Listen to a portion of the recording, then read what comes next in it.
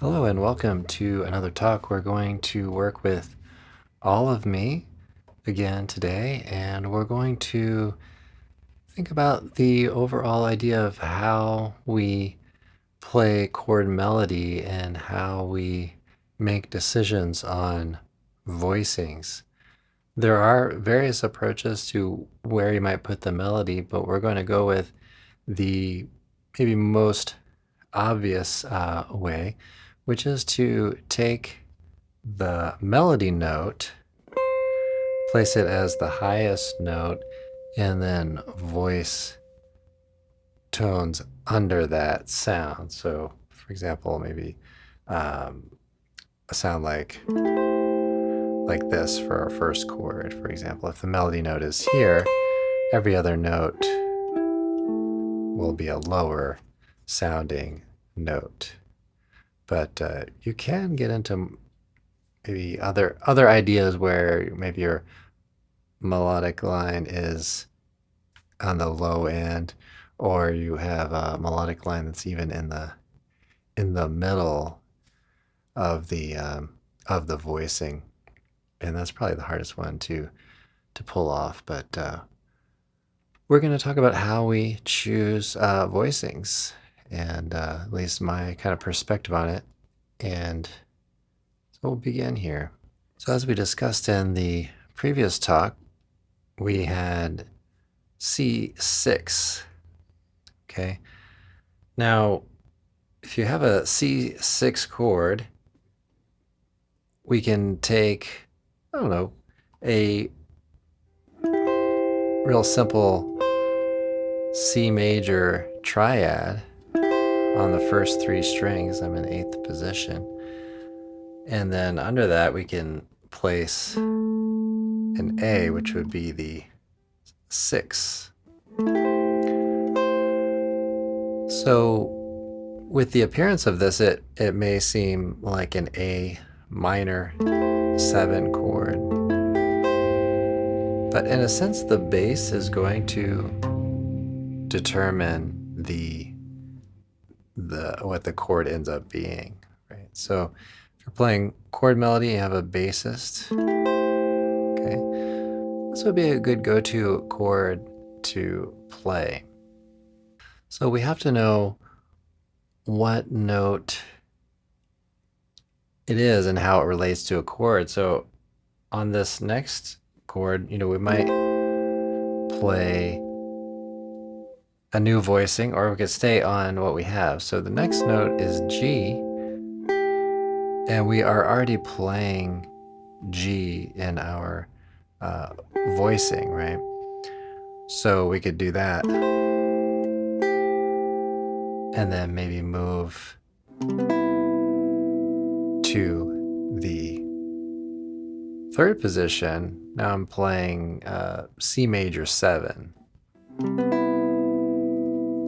Okay, so like we said in the last talk, we're thinking in families of notes. We're thinking about generally a major kind of sound. So we could play major 7, we could play 6, 6, 9.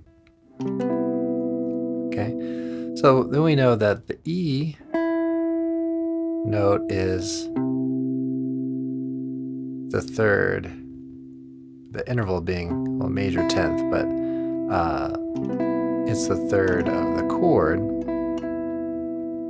So this voicing is going to work pretty well for us, right? So we're just using our vocabulary of chords and working with where the note lines up and what to place under it. So I like to think in terms of inversions, and then just different kinds of colors or sounds on those inversions. We can go back up to our original chord voicing, which was in position 7. And we can just kind of do a little on-off with the melody note C to D to C. So this would be the first stage of thinking about chord melody. So you can pretty much kind of do this on the fly if you get comfortable enough with it. But you can also create arrangements and maybe try to work at doing more interesting things, or moving a half step away, or embedding some progressions and things like that. Okay, so that gets into sort of the arranging. This talk we're gonna keep it real basic. Okay, so our next chord is E7. Okay, so we have that sound, and we have this B note here. So as you get more familiar with this, and who knows, maybe you already are, but you'll sort of know what's under it, and what's kind of available in the voicing. So here's a real straightforward first inversion chord, and then we just kind of move down. All these notes in this part of the melody are chord tones. Okay, if we want to avoid open strings, we could play this over in fourth position. But you'll hear, that these are going to be pretty simple chords, but you can do some things to increase the maybe dissonance, or the color on them. Okay, going to A again. Try to think, is the melody a chord tone or is it not a chord tone? On the A7, we really start with the root note, right? And then another chord tone, flat 7, and then we get the fifth of the chord. So see if you can put drop 2 type voicing on these, and see if you can harmonize every note. And then you may decide that you don't want to harmonize every single note. So this next tone, we have a D sharp. So you could play A7 sharp 11, and here's where some of the fun lies. But you could also move kind of out of the chord a half step for a moment, and then move back into it, and just follow that melody with the original shape.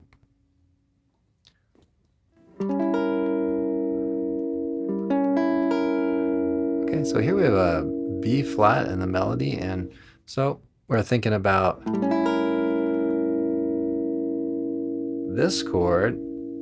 You might think back to, it's one of the basic E7 or A7 chords, and then replace the root note with the B flat. Okay, and then that can kind of get you there, right? So start with something simple, and relate it to whatever you need to adjust, right? So we get the B flat there, and then back to the A. All right, and then we just kind of go through that whole process. So I'll take us through. I don't know. I don't want to go into too much detail, but I'll give you kind of an overall sense of how we make some of these choices, right? So on this next chord, we have a D minor 7, and we have the G. So we hear a little tension there. So think about this middle 5 strings. Think about a simple D minor 7 chord, right? Drop 2, and then just place the pinky on the G and go back in, right? So another thing is, and I talked about this in the last talk, is that we might play a C sharp diminished 7 here. So here we could play a voicing where actually that G becomes a chord tone relative to this note, and then that just gives us a little more movement to the C. So I would say maybe try that out and see how that sounds to your ear.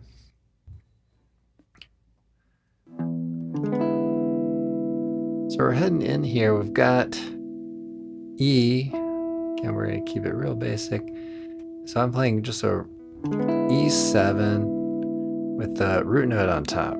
And what you'll start to understand, see, and hear is that when you have the root note and you're playing drop 2 voicings, then you're going to be in some third inversion chord when it comes to 4-note chords.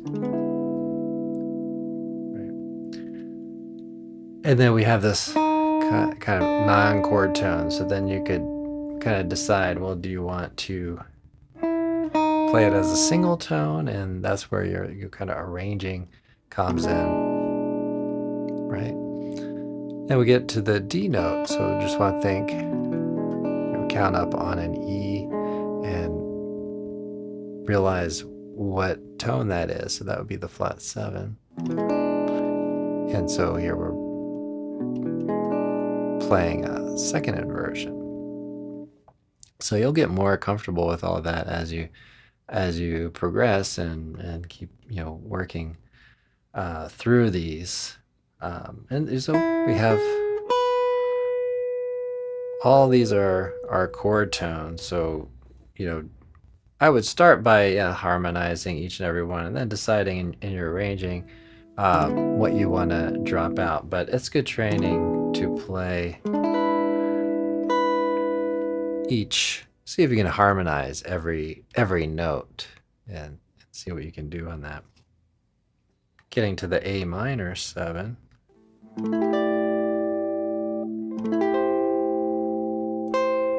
So really a lot like our very first chord, except that we have A in the bass. So I'm in 7th position. And this is another instance where we might want to dial things up a little bit. It's kind of the same relative motion that we did with the D minor. So this would be a G sharp diminished. I think that gives us enough tension to kind of work with that. Get to the D7, and we're going to have a 13 in the melody, right? So, and then this little descending chromatic line. Okay. So again, you could relate that to the first inversion of a D7. It's a little bit of a reach in this position, but you could decide, so I'm in 3rd position, but you could decide play it up the neck where the frets are a little closer together.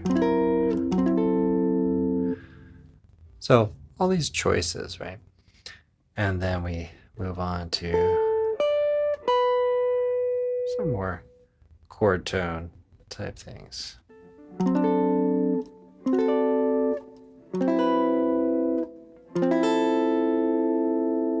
Okay, and we can hear the chord quality change there. We have a D minor.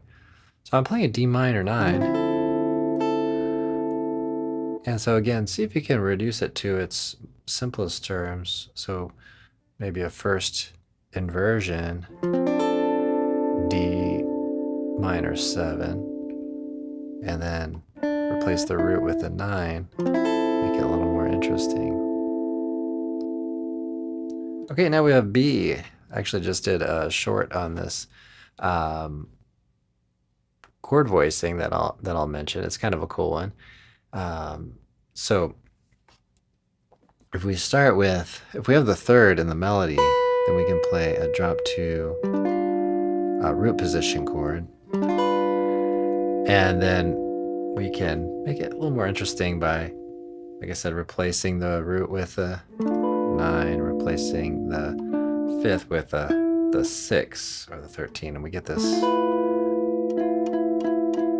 kind of dissonance there between strings 3 and 2. So that might be a good option. I'm not sure if I would use it necessarily for that moment, but it's an option, and that's a lot of the fun of this activity is making those choices to your taste and your interest level on it. So, or who knows, you could create a little motion, little counter motion on that. I don't know. So yeah,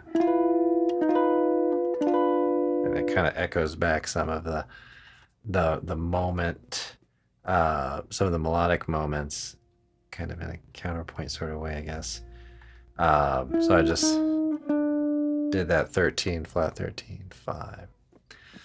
And don't be intimidated by all of these numbers and everything. It if you're not there on that, it will come with time. Keep listening to people talk about it, and keep trying and trying, and it's gonna click. It may not happen all at once, but it'll get there. So let's zoom ahead a little bit to the last 8 measures, since it's just pretty much the same on the second half of the form, except for those last 8 measures. Okay, so we have the 4 chord, we have the F6. Okay, so we do run into some problems in music, and so we'll see what we can do on this one, but let's keep it real kind of super basic here. So if I play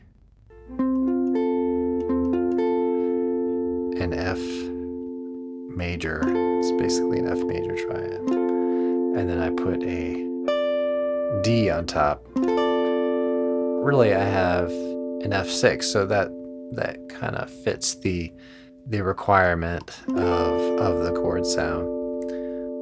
But we might want to make it a little more dissonant here. So I'm gonna play this chord, and when you put that with an F, you'll hear just a little,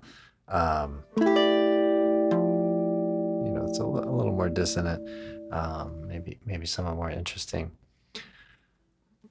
So I have a major 7, and then I have the 6, so we'll call that like a major 13.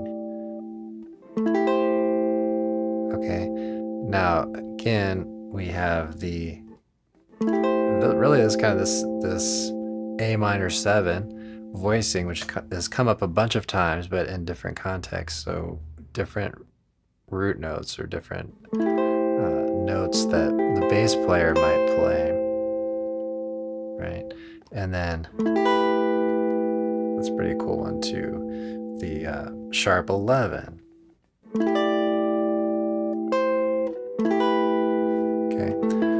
So let's talk a little bit about where you might get this going from. So we have the first inversion of F major 7. Sounds like this. Okay. And so again, replacing the root with the 9, it actually becomes a lot more comfortable. And then it makes it easier to reach this D note. Okay. All right, now we get into minor 6 type chord. And so let's look, we still have a D in the melody. So again, and backing up to this other chord, these are, valid too. So if I'm playing a D minor triad here on strings 4 through 2, then I have the D up here. Okay, then I'm putting that over the F, right? And who knows, maybe you want to kind of keep that, because you could create a little motion here and then move into this E minor 7. So backing up to this, harmonizing the C note on the harmony F minor 6, we have F minor 6/9 chord, E minor 7,